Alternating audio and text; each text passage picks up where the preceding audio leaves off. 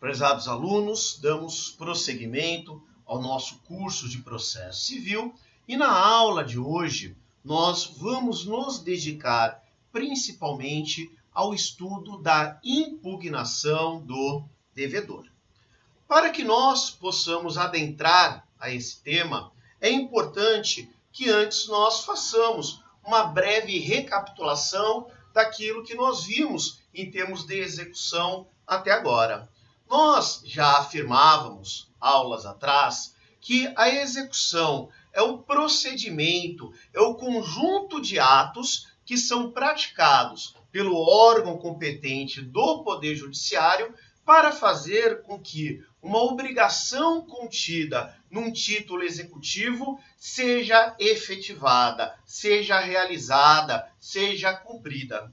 Isto é, se a obrigação contida num título executivo não for voluntariamente cumprida, caberá sim ter-se uma fase ou um processo de execução.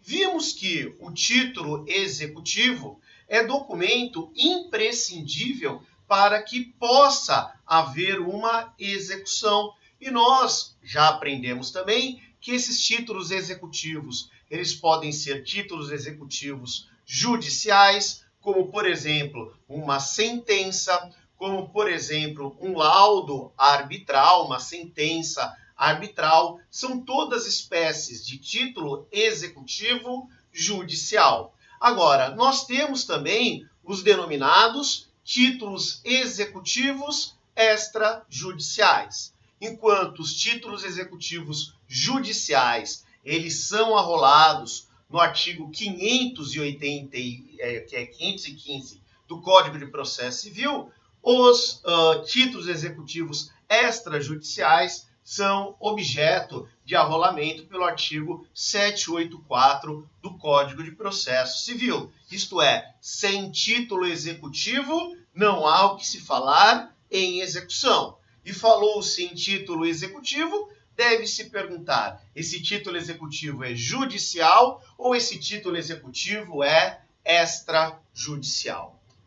Vimos também que, se o título executivo que vai ser executado for um título executivo judicial, isto é, for um documento que se enquadre numa das hipóteses do artigo 515 do Código de Processo Civil, essa execução será denominada execução de título executivo judicial. E a execução de título executivo judicial recebe, no Código de Processo Civil atual, recebe a denominação de cumprimento de sentença. Então, quando falamos em cumprimento de sentença, estamos falando em execução de título executivo judicial. Agora, se o título executivo que será executado for um título executivo extrajudicial, for um daqueles títulos previstos no artigo 784 do Código de Processo Civil, essa execução vai ser denominada execução de título executivo extrajudicial. Então, a denominação cumprimento de sentença cabe somente para a execução de título executivo judicial. Falamos também que a execução de título executivo judicial, em regra, é uma execução imediata. Isto é, a execução ocorre nos mesmos autos, ocorre na mesma relação jurídica processual, ocorre no mesmo processo em que foi produzido o título executivo judicial. Se o título executivo judicial for uma sentença transitada em julgado, vejo, senhores, que o cumprimento de sentença, a execução de título executivo judicial não será realizada numa nova ação, num novo processo. Na realidade, será realizado no mesmo processo em que se produziu esta sentença. Então, em regra, nós temos que o cumprimento de sentença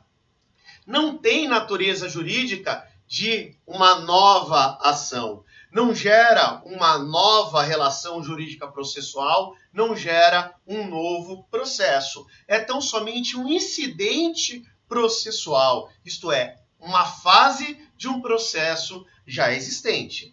Então, nós temos que, em regra, a execução de título executivo judicial, o cumprimento de sentença, é uma execução imediata. Ocorre no mesmo processo em que foi produzido o título executivo judicial. Mas nós já vimos que há exceções. Então, quando nós falamos em execução de sentença arbitral, quando nós falamos em execução de sentença estrangeira devidamente homologada pelo Superior Tribunal de Justiça, quando nós falamos em execução de sentença penal condenatória, dos efeitos civis da sentença penal condenatória, nós teremos execução do tipo mediata, isto é, terá que se dar origem a um novo processo para realizar-se essa execução. Mas fora essas exceções aqui apontadas, a regra geral é no sentido de que o cumprimento de sentença ocorre no mesmo processo em que foi produzido o título executivo judicial que está sendo objeto de execução. Prosseguindo, vimos que há várias espécies de cumprimento de sentença. Na verdade, há várias espécies de sentença, em especial de sentença condenatória. Eu posso ter uma sentença que condena o réu na obrigação de pagar uma quantia.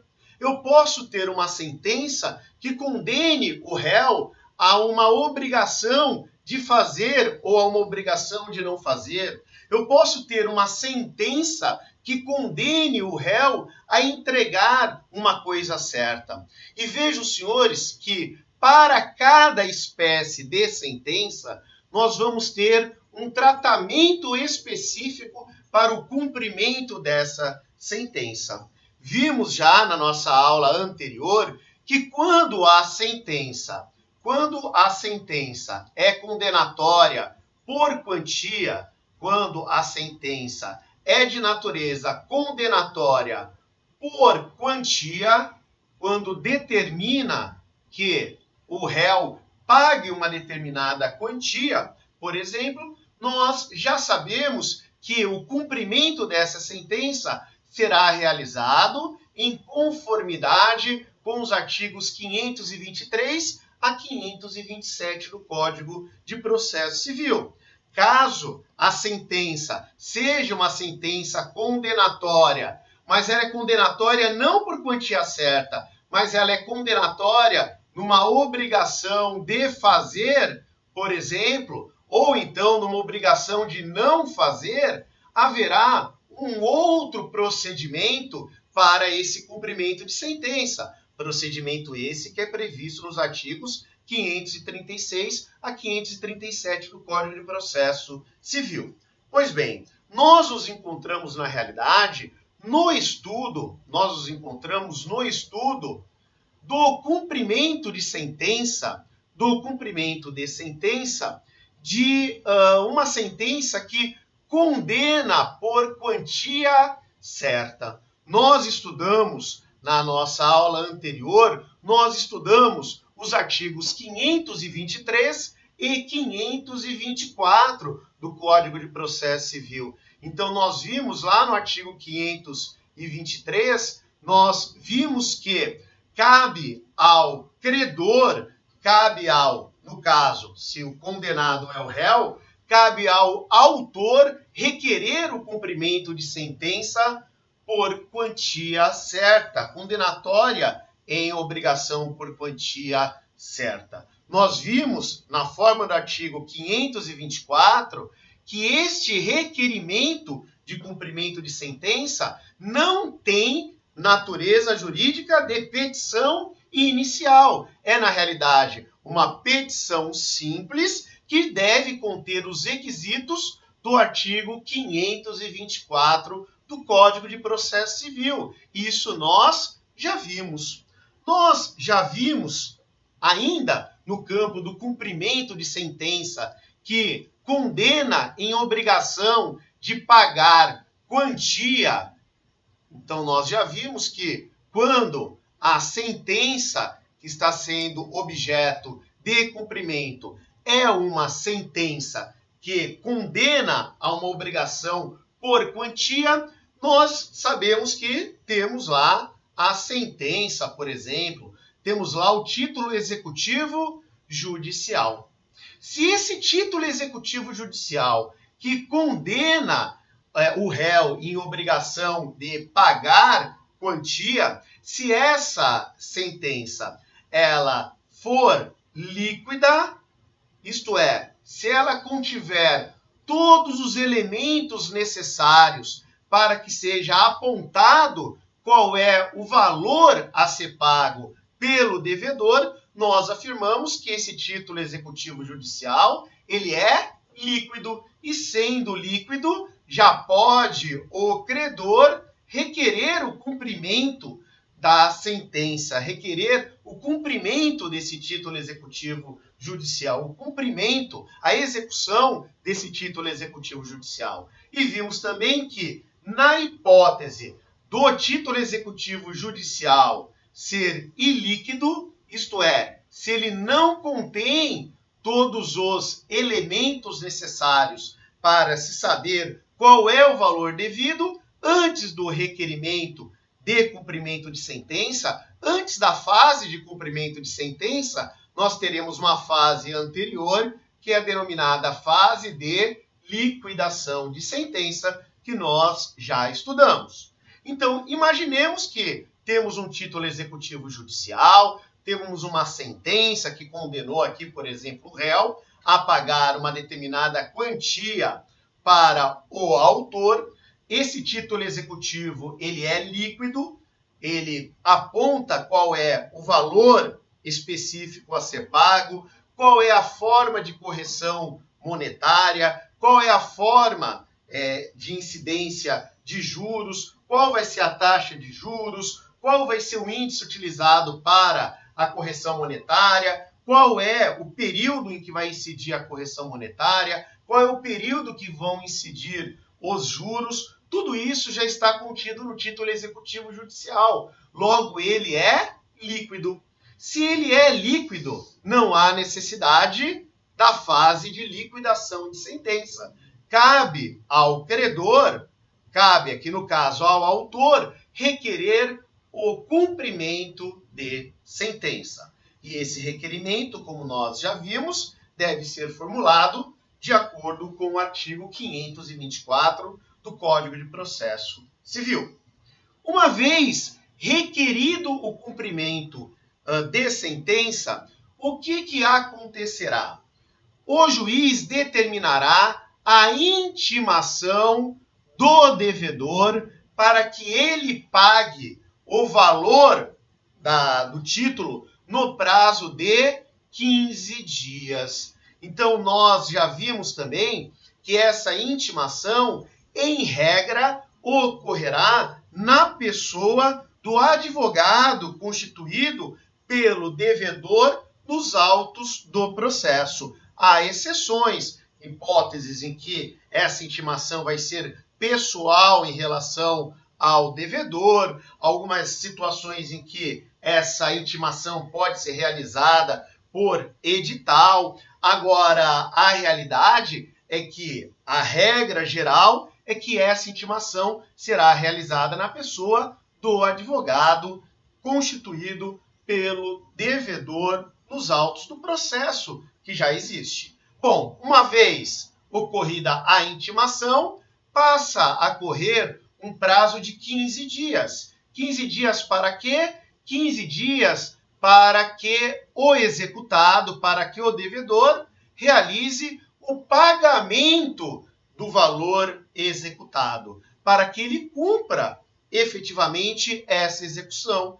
E em o devedor pagando o valor, tem-se uma solução do cumprimento de sentença. Então, esse cumprimento de sentença é extinto em razão de já ter sido realizado de forma satisfatória o cumprimento de sentença. Agora, há a possibilidade de, esgotados esses 15 dias, passados esses 15 dias, esgotado esse prazo, o nosso amigo devedor, o executado, não realiza o pagamento. Se não há realização do pagamento nesse prazo de 15 dias, haverá algumas consequências. Então, quando do não pagamento no prazo de 15 dias, o que vai acontecer? Será acrescido ao valor da execução, vai ser acrescido multa de 10% e honorários advocatícios de 10%. Então, aqui a gente já vê aumentar em 20% o valor da execução. E ato contínuo, terminou o prazo de 15 dias. Incide a multa de 10%, incidem honorários advocatícios 10%, e o juiz já determina a expedição de mandado de penhora e avaliação de bens, para que sejam penhorados bens do devedor, bens esses que sejam capazes de fazer frente à dívida existente. Ocorre que, pessoal, isso é muito importante. Quando termina esse prazo para pagamento voluntário, quando termina esse prazo, esse primeiro prazo de 15 dias, esse prazo de 15 dias para que o executado cumpra a execução, terminado esse prazo de 15 dias, passa-se a contar um outro prazo de 15 dias. Que prazo é esse? É o prazo para que o executado oferte a sua impugnação, para que o executado possa impugnar o cumprimento de sentença. Então, vejam os senhores, houve o requerimento de cumprimento de sentença. O juiz determinou a intimação do devedor. O devedor, ele é intimado. A partir do momento em que há essa intimação, o que nós vamos ter? Vamos ter um prazo de 15 dias para pagamento. Se dentro desse prazo de 15 dias não houver pagamento, o que acontece? Passa a correr um outro prazo de 15 dias. Esse prazo, esse segundo prazo de 15 dias, ele passa a correr ato contínuo ao término desse primeiro prazo. Terminaram esses 15 dias, no dia seguinte já começa o primeiro dia de prazo deste segundo prazo de 15 dias. E esse prazo, esse segundo prazo de 15 dias, ele é um prazo para que o executado, querendo, possa apresentar a sua impugnação ao cumprimento de sentença. Isto é, para que ele possa se defender nesse cumprimento de sentença. Então, nós já podemos afirmar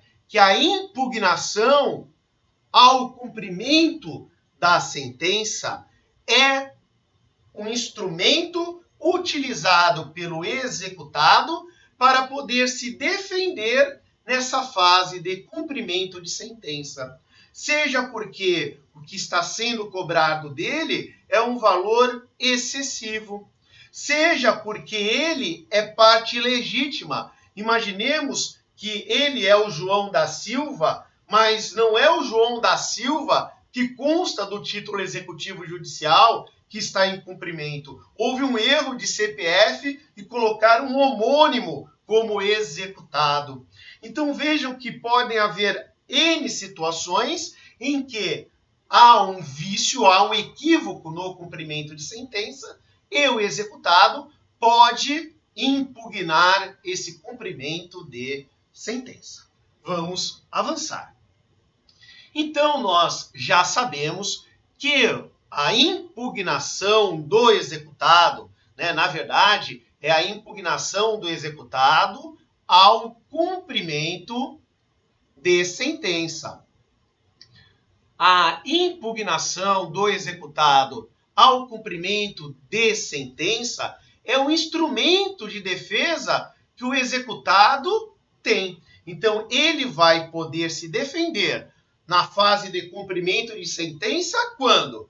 Quando terminados os 15 dias para o pagamento voluntário, passa a contar um novo prazo de 15 dias e é nesse segundo prazo de 15 dias que pode sim o executado ofertar a sua impugnação ao cumprimento de sentença. É importante afirmar que essa impugnação ela não tem natureza de ação autônoma, não é uma ação contra o cumprimento de sentença. Trata-se de um mero incidente processual. É um mero incidente processual. Então, nos próprios autos do cumprimento de sentença, na própria relação jurídica processual em que está sendo realizado o cumprimento de sentença, o executado vai peticionar ofertando a sua impugnação ao cumprimento de sentença. É uma petição fundamentada que é intitulada impugnação ao cumprimento de sentença. Vejam que, não tratando-se de ação autônoma, a petição de impugnação ao cumprimento de sentença não é uma petição inicial. E não sendo uma petição inicial, ela não tem que cumprir os requisitos do artigo 319 do Código de Processo Civil, que trata dos requisitos mínimos da petição inicial. Não, é uma simples petição em que há a denominação de impugnação ao cumprimento de sentença. Pessoal, e cabe a mim aqui apontar aos senhores uma exceção, nós vamos ver que uma das hipóteses em que é permitida a impugnação ao cumprimento de sentença é quando ocorre, após a sentença, ocorre um fato modificativo ou extintivo da obrigação que está sendo executada.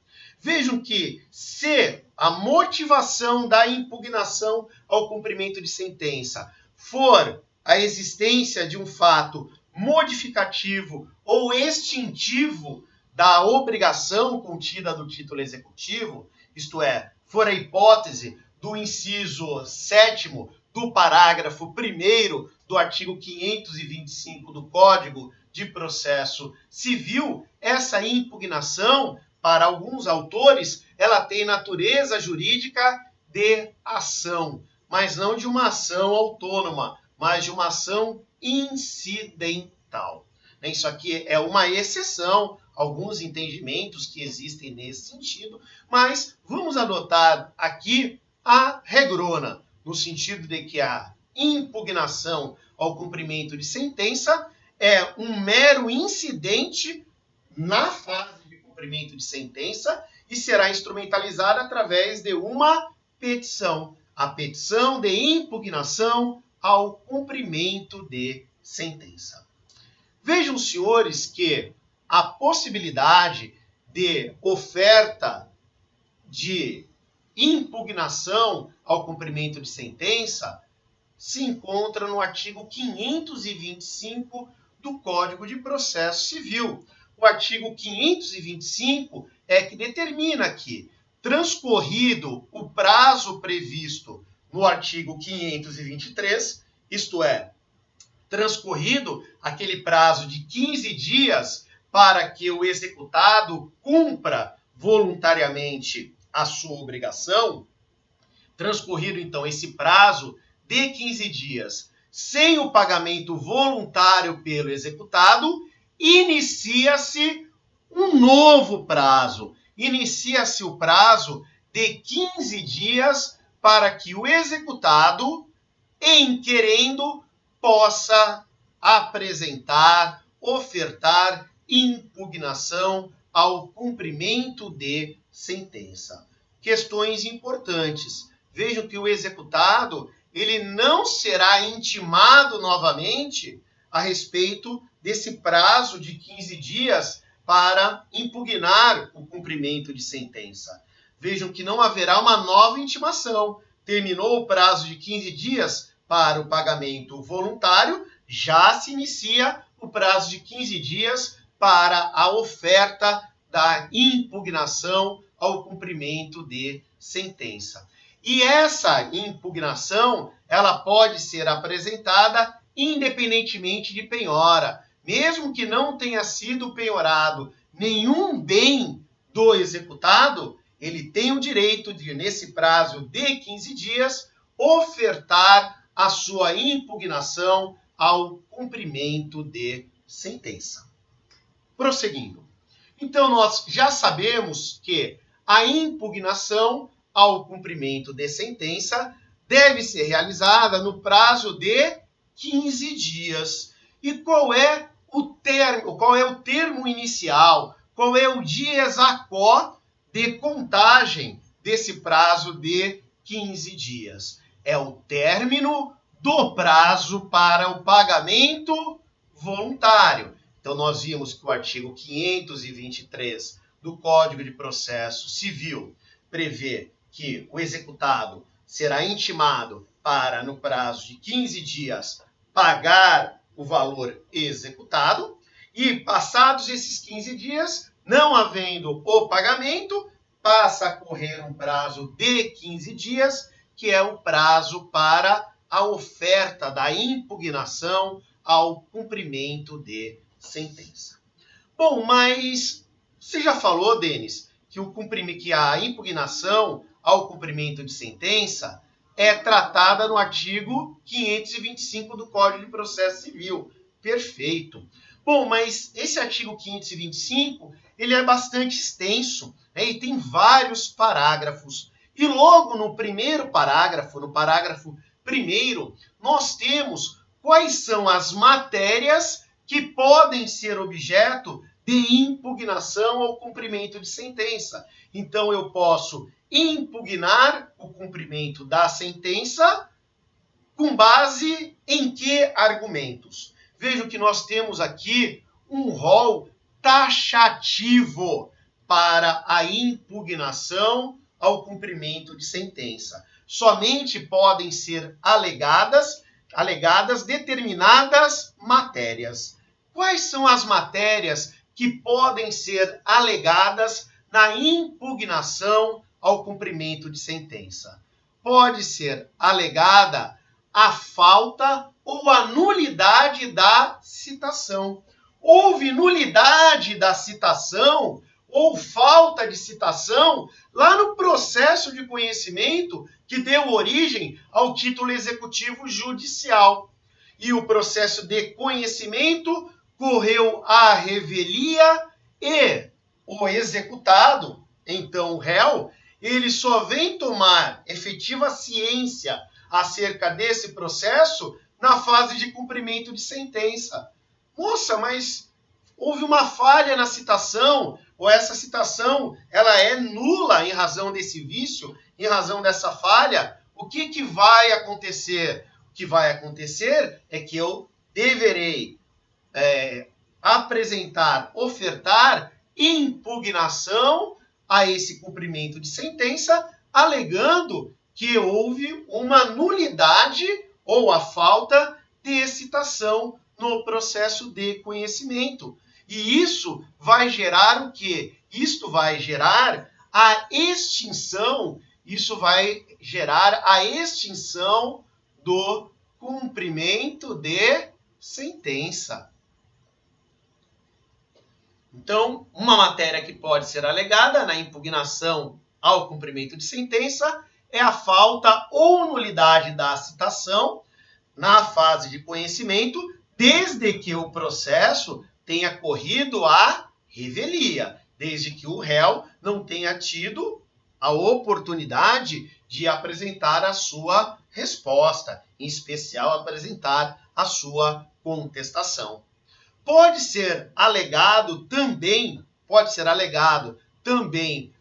na impugnação ao cumprimento de sentença um caso de ilegitimidade de parte.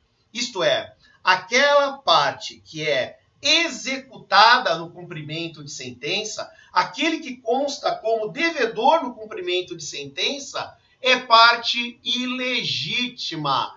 Isto é alguém que não consta do título executivo judicial. Houve um equívoco. Então, lá no título executivo judicial, houve uma condenação a que João da Silva pagasse tantos reais a Manuel. E o cumprimento de sentença foi proposto tendo como executado o Pedro, que não tem nada a ver com essa relação jurídica processual. Então, pode ser alegada a ilegitimidade da parte. A parte que consta do cumprimento de sentença, como, por exemplo, parte passiva, ela não é a parte que consta como devedora no título executivo judicial.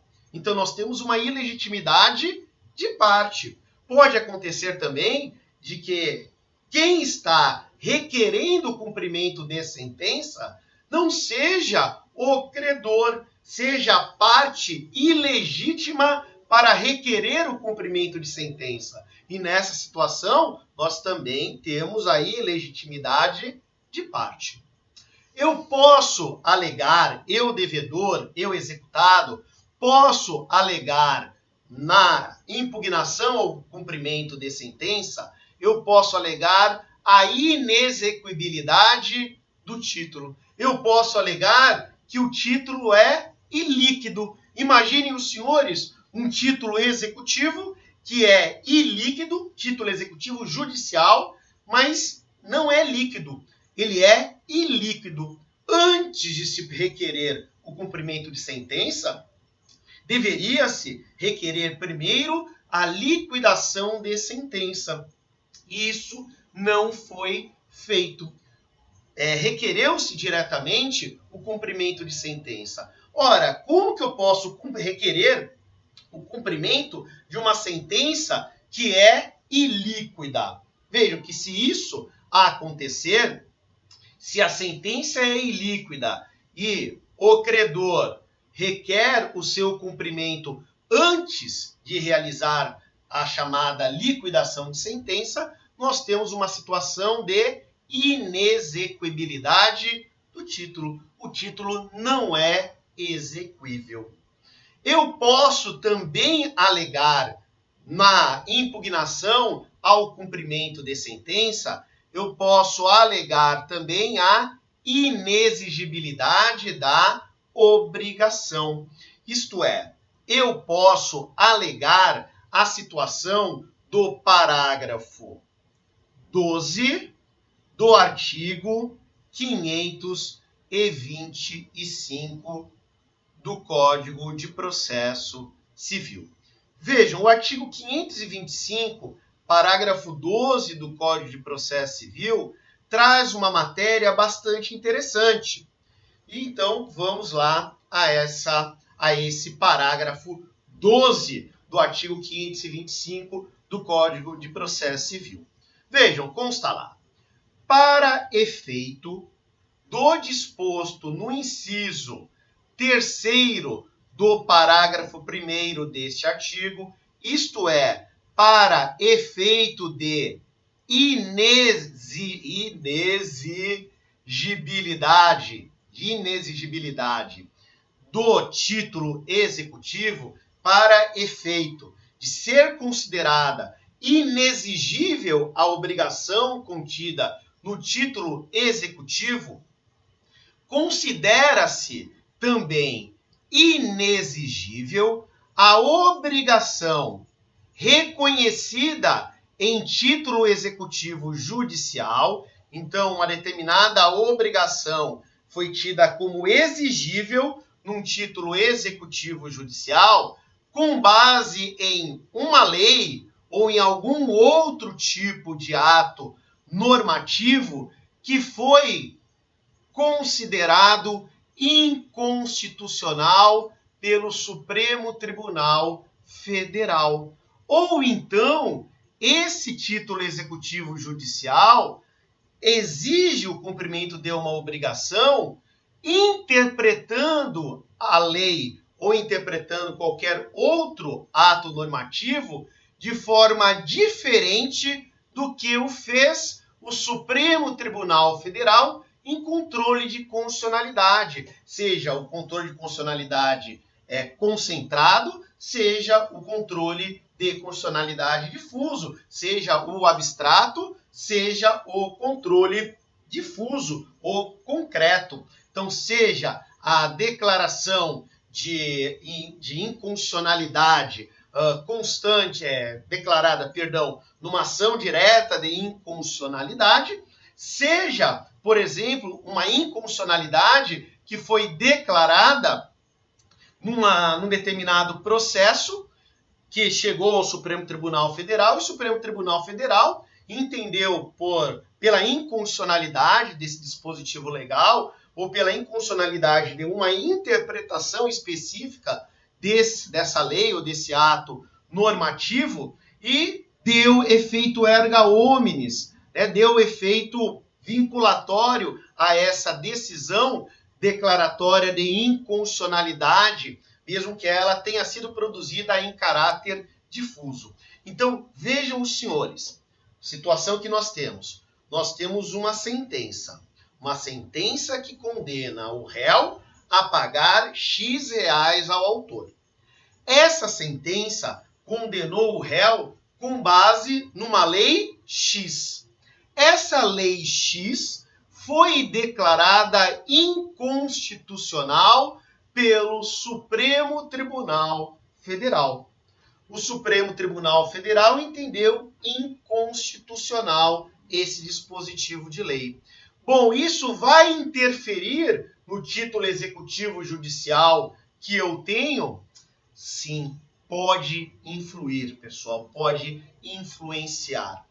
Caso a declaração de inconstitucionalidade pelo Supremo Tribunal Federal tenha ocorrido antes do trânsito em julgado da sentença que forma o título, ou que é o título executivo judicial, repito, a declaração de inconstitucionalidade pelo Supremo Tribunal Federal, essa declaração ocorreu antes do trânsito em julgado da sentença que está sendo agora objeto de cumprimento. Vejam que se essa situação ocorrer, o executado poderá, com base no artigo 525, parágrafo 1º, inciso 3º, poderá impugnar esse cumprimento de sentença, alegando a inexigibilidade da obrigação. Isto é, alegando que antes de se ter o trânsito em julgado da sentença cujo cumprimento está sendo realizado, antes desse trânsito em julgado, o Supremo Tribunal Federal já tinha declarado inconstitucional a lei em que se baseou aquela sentença, aquele título executivo que está sendo, ora, objeto de cumprimento. E eu alegando essa inexigibilidade da obrigação, com base no parágrafo 12 do artigo 525 do Código de Processo Civil, eu posso obter a extinção da execução. É como se eu estivesse destruindo o título executivo judicial que está sendo objeto de cumprimento. Ora, o cumprimento de sentença depende de um título executivo. Se eu destruo esse título executivo, o que ocorre com o cumprimento de sentença? Esse cumprimento de sentença, ele acaba se extinguindo. O que mais que pode ser alegado em sede de impugnação ao cumprimento de sentença. Eu posso requerer que seja declarada que determinada penhora realizada no cumprimento de sentença é incorreta, é equívoca. Isto é, imaginemos que um bem que é, por lei, impenhorável, que não pode ser objeto de penhora, vamos imaginar que ele tenha sido penhorado. Vejam que eu posso, se ainda me encontrar dentro do prazo para ofertar a impugnação ao cumprimento de sentença, eu posso sim impugnar esse cumprimento de sentença, alegando que a penhora, que foi penhorado um bem de forma equivocada. Imaginemos que esse bem ele foi penhorado e a avaliação foi errônea. Avaliaram esse bem num valor menor do que ele realmente vale.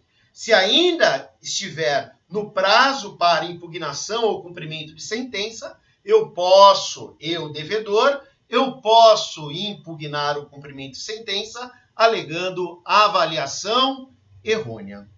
Posso alegar também em impugnação ou cumprimento de sentença excesso de execução. Isto é, eu posso alegar que o valor que está sendo executado é um valor superior ao devido, porque, por exemplo, está sendo utilizada na planilha de cálculo um valor equivocado, ou índice de correção equivocado, ou está sendo aplicada a taxa de juros de forma errada. Então, eu posso alegar o excesso de execução. Eu posso alegar que está se executando um valor maior do que o devido. Mas é muito importante, pessoal. Se eu oferto impugnação ao cumprimento de sentença, alegando excesso de execução, vejam o que eu tenho que fazer. Se eu estou alegando excesso de execução, eu já tenho que, na minha impugnação, declarar qual é o valor que eu entendo correto. Não basta eu afirmar que, olha, o valor apontado pelo credor, pelo exequente é incorreto. Não, eu tenho que já apresentar qual é o valor que eu, executado, entendo correto e apresentando o demonstrativo de cálculo que aponte esse valor que eu entendo como sendo correto. Se eu simplesmente alego o excesso de execução e eu não aponto, eu não indico qual é o valor que eu entendo devido e não apresento o demonstrativo numérico, a tabela demonstrativa de que aquele valor que eu estou apontando é o correto, o que acontecerá? O juiz não apreciará a impugnação ao cumprimento de sentença, pelo menos em relação a essa matéria, excesso de execução. É bastante importante que vocês façam a leitura dos parágrafos 4º, 5º e 6º do artigo 525, que tratam exatamente dessa temática que nós acabamos de falar, que é a alegação de excesso de execução. Posso alegar também na minha impugnação ao cumprimento de sentença, eu posso alegar cumulação indevida de execuções. Então, eu tenho várias ações contra o João, várias ações judiciais, já com sentença transitada em julgado. Só que uma sentença é sentença por quantia certa. Outra sentença é de obrigação de dar coisa certa. Uma outra sentença é uma sentença que condena numa obrigação de fazer ou de não fazer. E o que eu faço? Eu requeiro o cumprimento de todas essas obrigações num cumprimento só. Veja que nós já falamos que para o cumprimento de sentença que obriga ao pagamento de quantia, nós temos um procedimento previsto lá nos artigos 523 a 527. Quando nós estamos falando em cumprimento de obrigação de dar, contida num título executivo judicial, nós teremos um outro procedimento que é correspondente a outros dispositivos do Código de Processo Civil. Haveria aí, no caso, uma acumulação indevida de execuções. Que mais que nós podemos alegar em sede de impugnação ao cumprimento de sentença? Nós podemos alegar a incompetência relativa ou incompetência absoluta do juízo em que está tramitando o cumprimento de sentença. Então, vejam, senhores, que a regra é a seguinte. A regrinha, em termos de competência para o cumprimento de sentença, está no artigo 516. Consta lá. O cumprimento de sentença efetuar-se-á perante os tribunais, nas causas de suas competências originárias, ocorrerá o cumprimento no juízo que decidiu a causa no primeiro grau de jurisdição, ou na hipótese de sentença penal condenatória, quando se tratar de sentença arbitral, sentença estrangeira devidamente homologada pelo STJ, ou de acórdão proferido pelo Tribunal Marítimo, nós temos que saber qual é o juízo, que seria competente para julgar a causa. Então, vamos ver qual é a competência material, qual é a competência territorial, para fixar qual seria o juízo competente para esse cumprimento de sentença.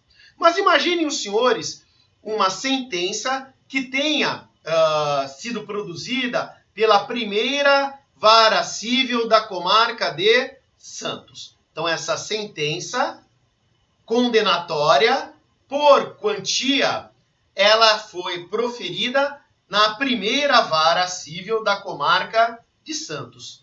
Transitou em julgado e posso requerer, eu credor, posso requerer o cumprimento de sentença.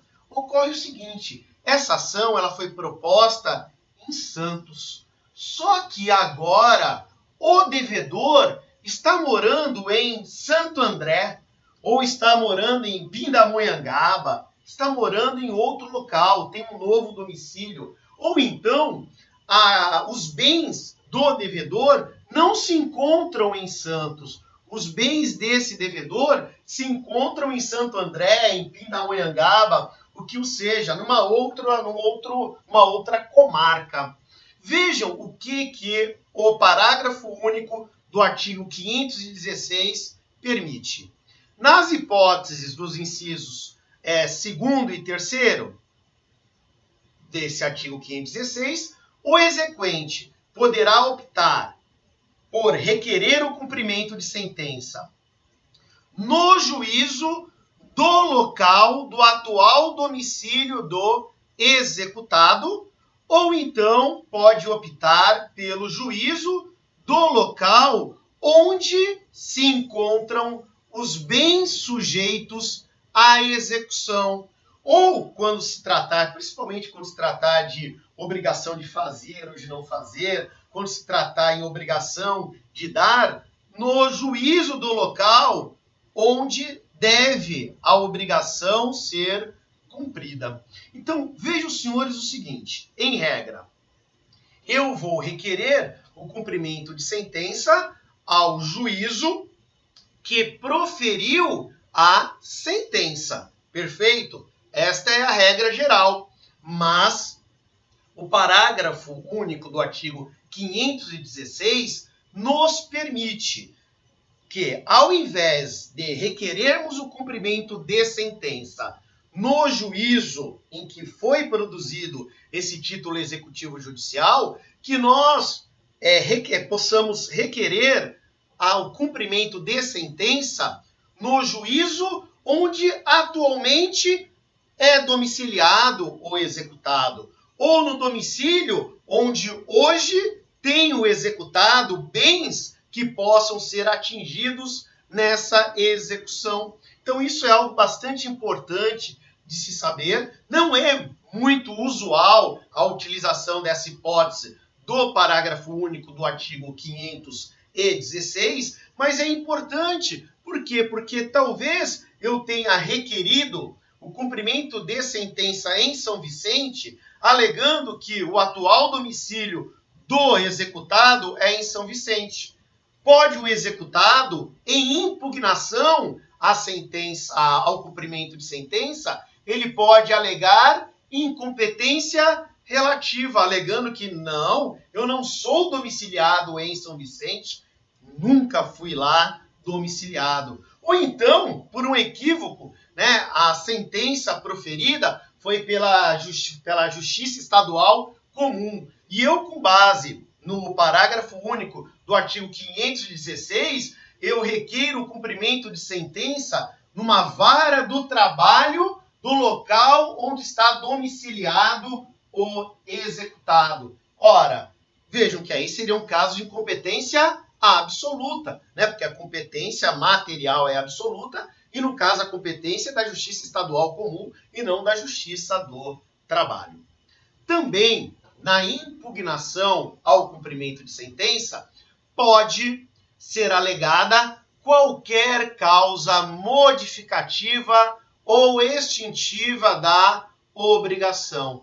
Por exemplo, eu já paguei o valor contido no título executivo. Depois que a sentença transitou em julgado, eu fui lá na casa do credor, dei o dinheiro a ele e obtive o recibo. Ou então, o que eu fiz? Depois da sentença já transitada em julgado, o que eu fiz? Eu fui à casa do credor e realizei uma novação com ele. Eu renegociei aquele contrato que era objeto da sentença que foi proferida e transitou em julgado. Ou então, eu me tornei credor. O João tem autor numa ação em face do Denis e nessa ação o Denis foi condenado a pagar 100 mil reais ao João. Essa sentença transita em julgado. Depois do trânsito em julgado dessa sentença, após essa sentença, o que acontece? O Denis, por algum motivo, se torna credor do João em 50 mil reais. O João deve 50 mil reais para o Denis. O que o Denis pode fazer? O Denis pode, em impugnação ao cumprimento de sentença, o Denis pode requerer a compensação de valores. Pode ser que, após a sentença, as partes tenham realizado uma autocomposição, tenham transacionado. Imaginem que, a despeito, apesar do acordo feito, foi proferida a sentença, né, e esse acordo foi feito depois da sentença, e ainda assim o credor foi lá e requereu o cumprimento de sentença. O que o devedor, o executado, pode fazer? Impugnar o cumprimento de sentença, alegando o quê? Que houve uma causa modificativa da obrigação. No caso, houve uma transação. Pode acontecer a famosa figura da prescrição intercorrente. Ocorreu a prescrição intercorrente. Na verdade, passou a correr a prescrição intercorrente, alcançou-se o tempo necessário para a extinção da obrigação pela prescrição intercorrente. E aí, o que eu posso fazer? Eu posso alegar em impugnação do cumprimento de sentença, desde que esteja lá no prazo de 15 dias, posteriores àquele prazo primeiro de 15 dias para o pagamento voluntário, eu posso alegar a existência de prescrição intercorrente. O que é importante é que essas causas modificativas ou extintivas da obrigação, isto é, que esse pagamento, essa novação, essa compensação, essa transação ou essa prescrição sejam posteriores à sentença. Se elas forem anteriores à sentença, não há o que se falar em matéria a ser alegada em impugnação ao cumprimento de sentença. Temos aí, no parágrafo 1º do artigo 525 do Código de Processo Civil, os temas que podem ser objeto de impugnação ao cumprimento de sentença.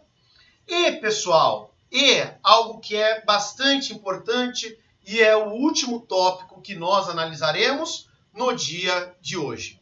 Efeito suspensivo da impugnação. Em regra, a impugnação ao cumprimento de sentença não suspende o andamento do cumprimento de sentença. O cumprimento de sentença continua andando, mesmo sendo ofertada a impugnação ao cumprimento de sentença. Então, são penhorados bens, são alienados esses bens penhorados, se assim for o caso do processo. Em regra, a impugnação ao cumprimento de sentença não suspende o cumprimento de sentença. Entretanto, nós temos exceção. Os parágrafos 6º, 7º, 8º, 9º e 10, os parágrafos 6º ao 10 do artigo 525, trazem os requisitos para que o juízo possa conceder efeito suspensivo à impugnação, para que a impugnação para que a impugnação gere a suspensão da execução, gere a suspensão, o congelamento do cumprimento de sentença.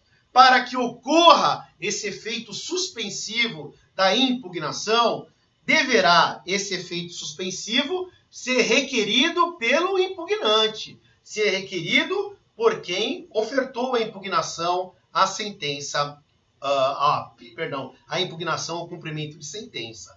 Além desse requerimento, a execução tem que estar garantida, isto é, um bem já deve ter sido penhorado, e esse bem penhorado foi avaliado num valor que seja um valor que supra toda a execução, ou então foi apresentada uma caução fidejussória, por exemplo, foi apresentado um fiador para garantir o pagamento dessa execução, ou então foi até depositado o valor da execução, não foi pago, foi depositado como garantia. Então, eu requeiro que a impugnação por mim ofertada tenha efeito suspensivo.